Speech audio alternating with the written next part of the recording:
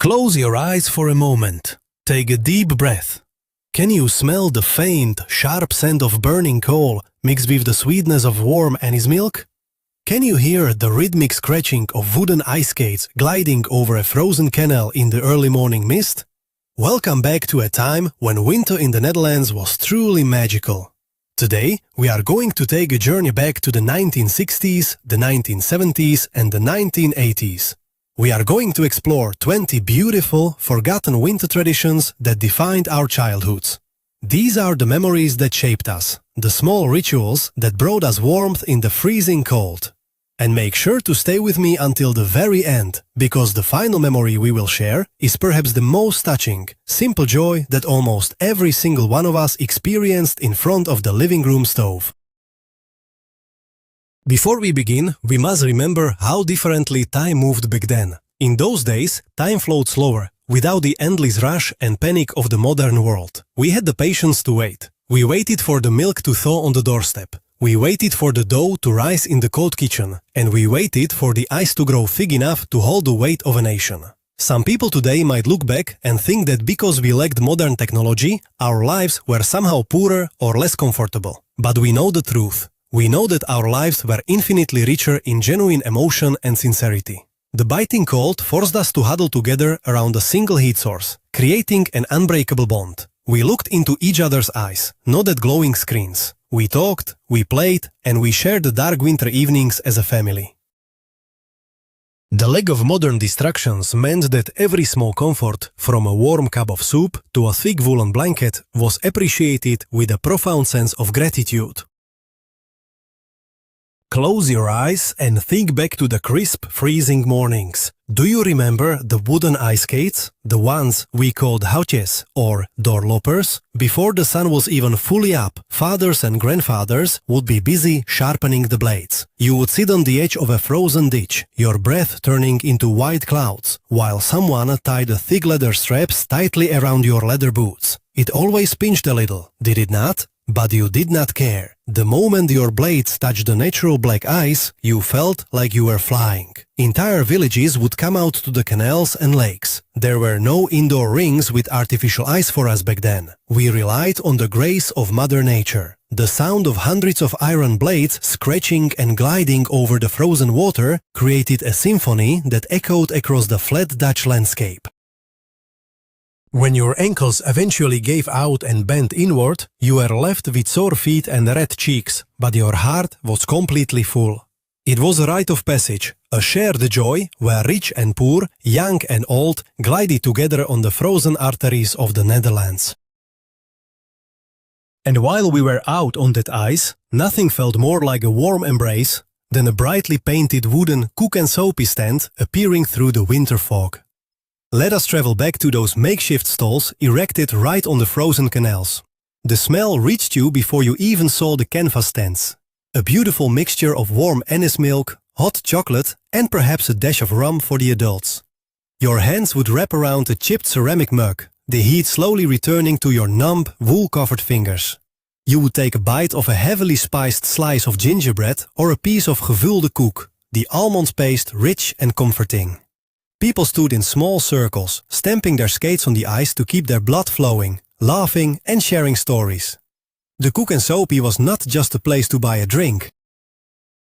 It was the beating heart of the winter community, an impromptu gathering spot that only existed for a few magical weeks when the frost was deep enough. Today, you might buy a quick coffee in a disposable cup, but back in the 1960s and 1970s, sharing a steaming cup of warm anise milk on the ice felt like partaking in a sacred winter ritual.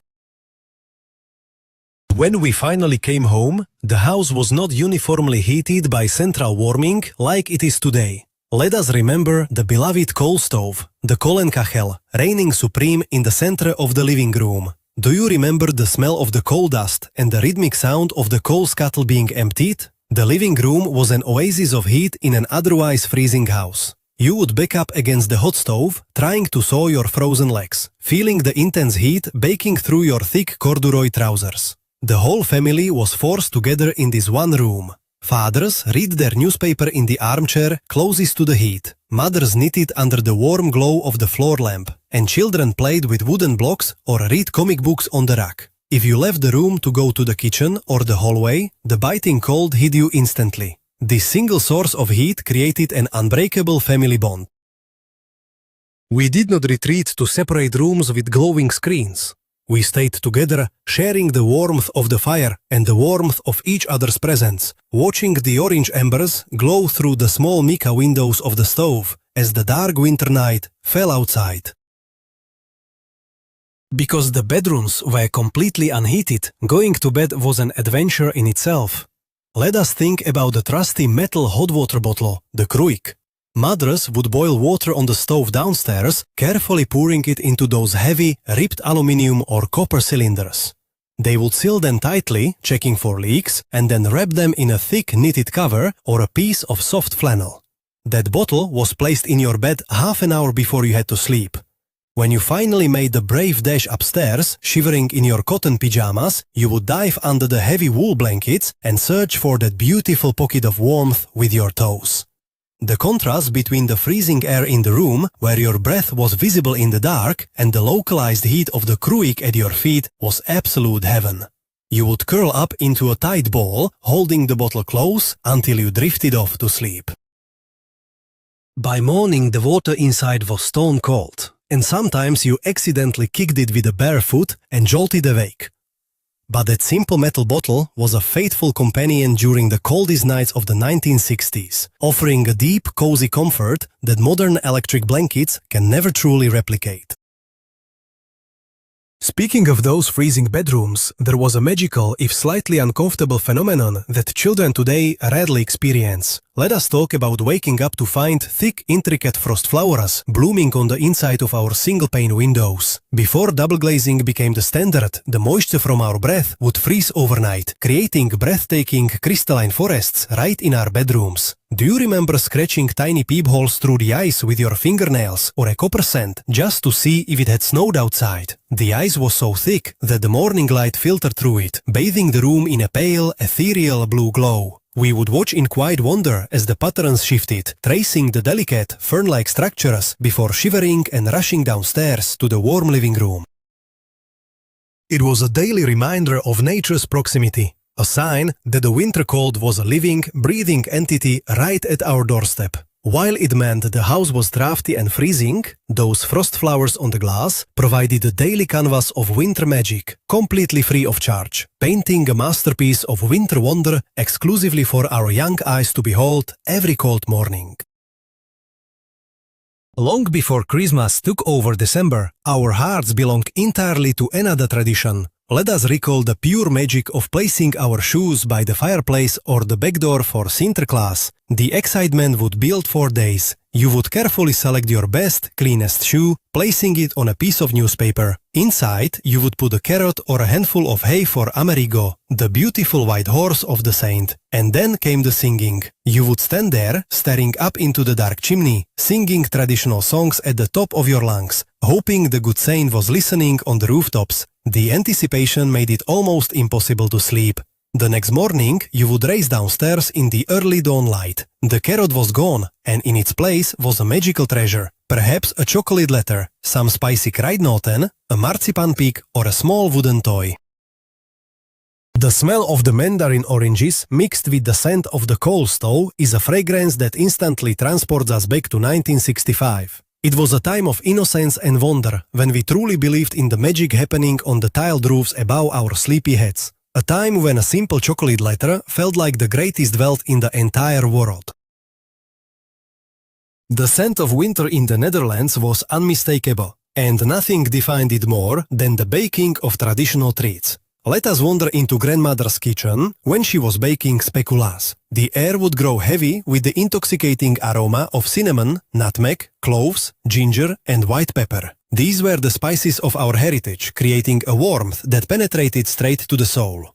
Do you remember the beautifully carved wooden molds, the speculaas plank, shaped like windmills, men or women in traditional dress? The dough, rich with dark brown sugar and butter, had to rest in the cold pantry for a whole day to let the flavors marry. Then came the ritual of pressing the dough firmly into the dusted wooden mold and tapping it firmly on the counter to release the perfectly shaped figure. When the baking tray went into the gas oven, the whole house was wrapped in a sweet, spicy hug. We would sit by the kitchen table, impatiently waiting, swinging our legs. Eating a warm piece of speculaas with a glass of cold milk or hot tea, feeling the crisp snap of the cookie and the crumbly texture in our mouth was the ultimate reward.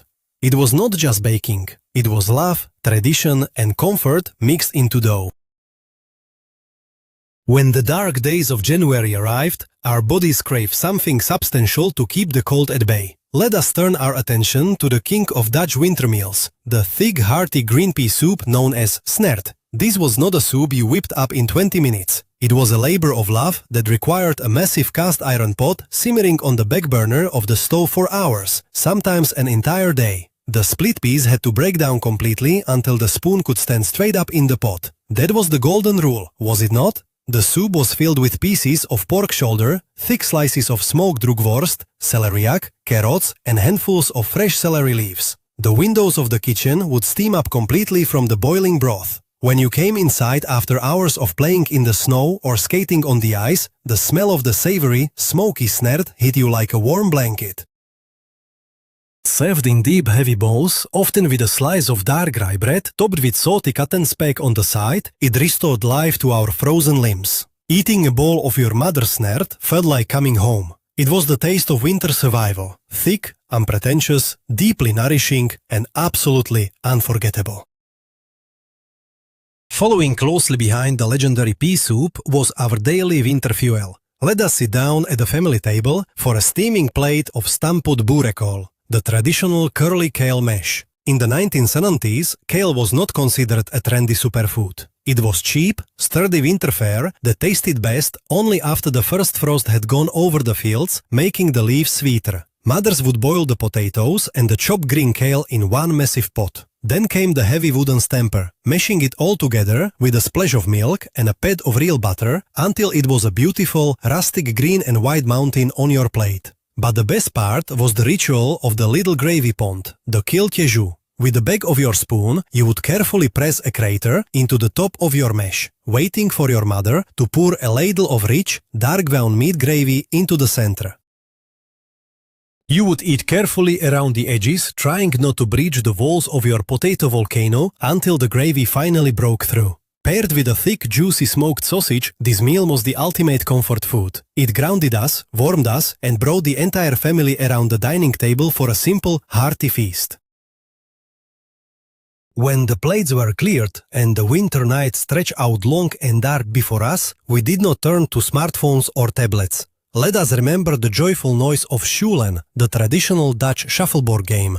The long wooden board would be brought down from the attic or out from under the sofa, smelling slightly of furniture wax and old wood. The rules were so simple, yet the competition was fierce. 30 wooden discs sliding across the smooth surface, aiming for the 4 narrow arches at the end. The sound of the wooden discs clacking against each other, the thud as they hit the backboard, and the cheers or groans from the family created a soundtrack of pure joy. Grandparents played against grandchildren, and there was always one uncle who seemed to have a magical flick of the wrist. We would keep score on a scrap of paper, fighting over whether a disc was truly all the way in or just resting on the line. Sjulen required no electricity, no batteries and no screens. It required only the presence of family, a bit of skill and a lot of laughter. It was a wonderful way to pass the long, freezing evenings of 1975, creating memories that echo with the lovely, hollow clatter of wood on wood.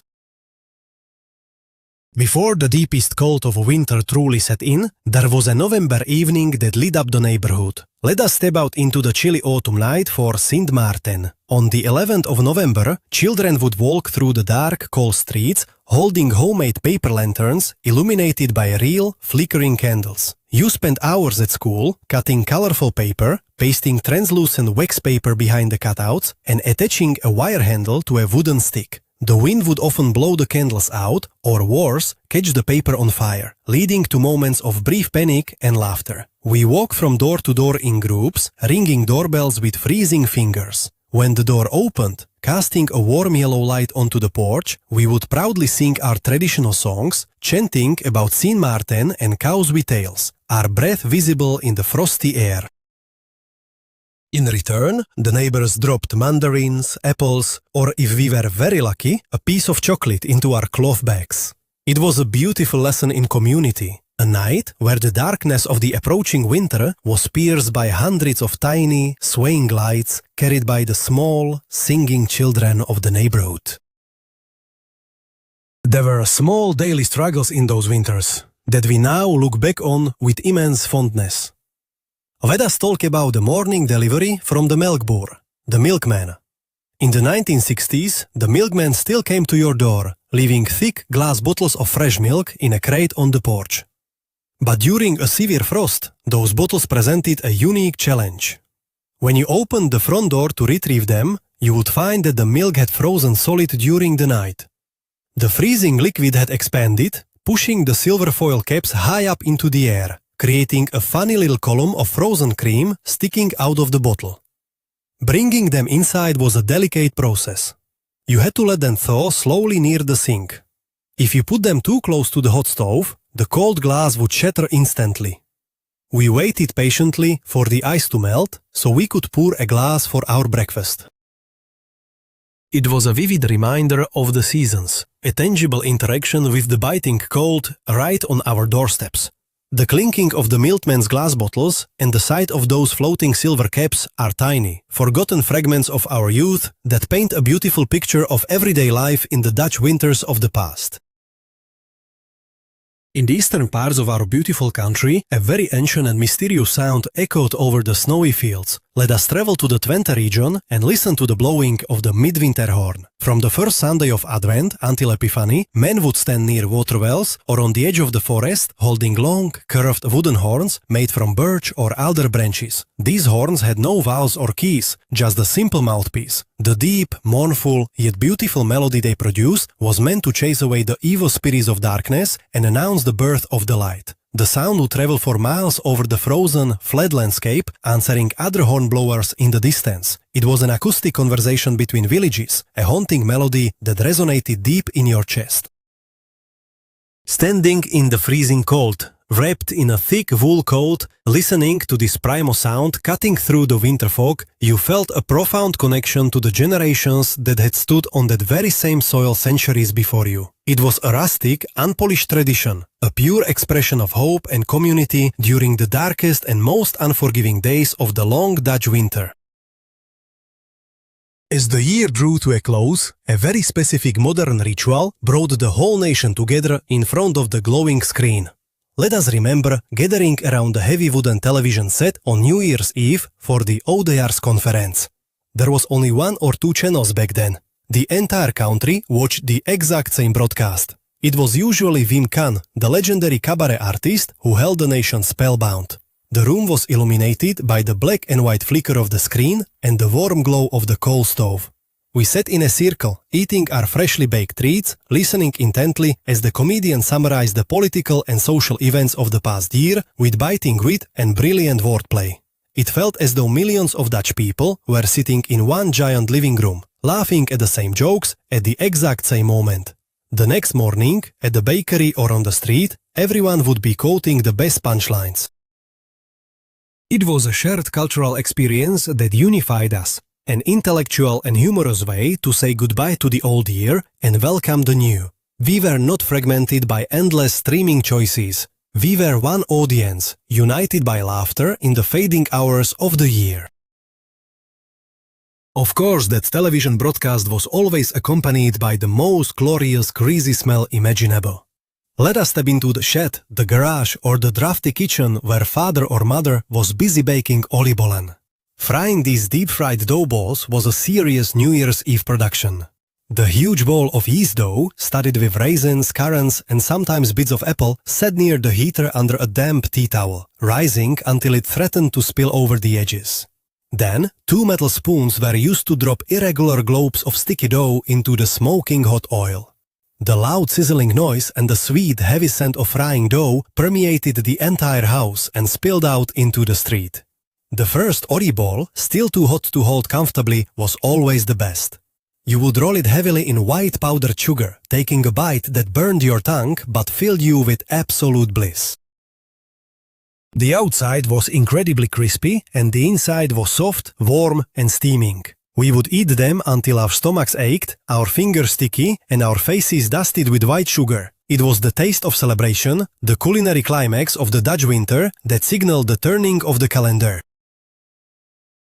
But there was one event that gripped the nation even more powerfully than New Year's Eve, whenever the ice was thick enough. Let us feel the incredible, electric anticipation of the Elfstedentocht, the 11 cities tour in Friesland. When the frost lasted for weeks, a fever took over the Netherlands. We called it Elfstedentocht. Every news broadcast, every conversation at the butcher shop revolved around one single question. Will it happen today? The ice masters were revered like national heroes. When the race was finally announced, the entire country stopped working. In 1963, during the most brutal winter of the century, we huddled around our radios or crackling televisions to follow the heroes battling blinding snowstorms and freezing winds on the Frisian canals. School children were allowed to watch the broadcast during class. It was an epic struggle of men against the bitter elements, a celebration of endurance and national pride. The Elfstedentocht was not just the speed skating race, it was the ultimate winter festival, a magical event that united all provinces, proving that when the waters froze, the true Dutch spirit finally came alive. In the quiet days leading up to Christmas, our living rooms held a beautiful, albeit slightly dangerous centerpiece. Let us remember the thrill of lighting real wax candles on the branches of our fresh pine Christmas trees. Long before strings of electric fairy lights became cheap and ubiquitous, we carefully clipped metal holders holding tiny white or red candles onto the sturdiest branches. Lighting them was a solemn, magical ritual performed by the head of the house. The room would plunge into darkness, and one by one, the tiny flames would flicker to life, illuminating the glass baubles and angel hair. The scent of melting wax mixed with the fresh pine needles was intoxicating, but it was also terrifying. Everyone sat very still, watching the flames closely. A bucket of water or a wet mop always stood discreetly in the corner of the room, just in case a dry branch caught fire. We only lit the candles for an hour or so, usually on Christmas Eve, making the moment incredibly precious and special. The soft, living glow of real fire on a dark winter night created an atmosphere of deep reverence and cozy intimacy that no electric bulb, no matter how warm, can ever hope to reproduce. Alongside that glowing tree, the walls of the living room were decorated with a tradition of heartfelt connection. Let us look at the dozens of paper Christmas cards, the kerstkaarten, strung up on long pieces of yarn across the walls and doorways. In the 1970s, sending and receiving physical cards was a major December task. Mothers would sit at the table with a fountain pen and a long address book, carefully writing personal wishes to family, friends and neighbors. When the postman arrived, struggling through the snow with a heavy bag, he brought a daily harvest of beautiful, glittery envelopes. We would eagerly open them, admiring the snowy landscapes, the robins and the winter scenes. Then, we would use small wooden clothespins to attach them to the strings draped around the room. By Christmas Day, the living room was transformed into a gallery of love and friendship. You could see exactly who was thinking of you. The gentle rustling of the cards when a draft swept through the room was the sound of a connected community. Today, a quick digital message has replaced this beautiful labor of love, but we still long for the joy of holding a handwritten card filled with warm winter wishes. As the year ended, especially in the eastern and northern provinces, the countryside erupted in a deafening, rebellious tradition. Let us cover our ears and remember the trio of karbichhite. Young men, and sometimes brave young women, would gather in snowy fields with large, empty milk churns. They would place a lamp of calcium carbide inside, add a little water or spit, and hammer a tight lid or a leather football into the opening. The tension in the freezing air was palpable as they waited for the acetylene gas to build up. Then, someone would carefully hold a burning torch to a tiny hole at the back of the churn. The resulting explosion was tremendous, a booming thunderclap that shook the frosty ground and sent the lid flying dozens of meters into the misty air. The smell of sulfur and smoke would linger over the snow for hours. It was a raw, noisy, and slightly dangerous way to blow away the old year and welcome the new one. It was an untamed countryside ritual, a moment of wild freedom and communal excitement that brought the village together in a cloud of smoke, laughter and ringing ears, far removed from the polished fireworks shows of today. As the winter slowly came to an end, the simple pleasures of the stove offered one last, deeply nostalgic treat. Let us think back to the quiet afternoons when we escorted chestnuts or baked apples on the flat top of our heating stoves. When the fire was burning steadily, Mother would take a few apples, core them, and fill the centers with brown sugar, raisins and cinnamon. She would place them on a small metal plate directly on top of the kolenkachel. Or sometimes it was a handful of chestnuts, scored with a knife to prevent them from exploding. Slowly, the heat from the iron would bake the fruit.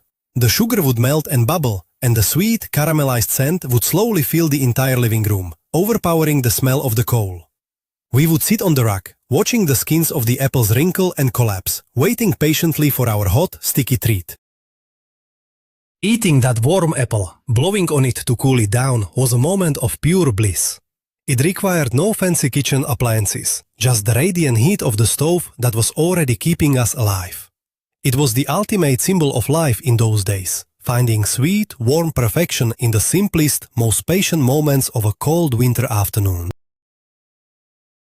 As we look back at these beautiful memories, a profound truth reveals itself. We do not just miss the wooden ice skates, the hot water bottles, or the taste of the coal-roasted apples. What we truly miss is our youth. We miss that unique sensation of time when the world felt both vast and safely contained within the walls of our warm living room. We miss the deep, unbreakable connection we had with our family, our neighbors, and our traditions. Those winters shaped who we are today, teaching us resilience, patience, and the value of simple, shared warmth. If this journey back in time brought a smile to your face or a tear to your eye, please subscribe to the channel and leave a like on this video. It helps us keep these precious memories alive. Now I have a question for you. Which of these 20 winter traditions was your absolute favorite? Or is there another special winter memory from your childhood that I missed? Please share your personal story in the comments below. I read every single one and I cannot wait to hear from you.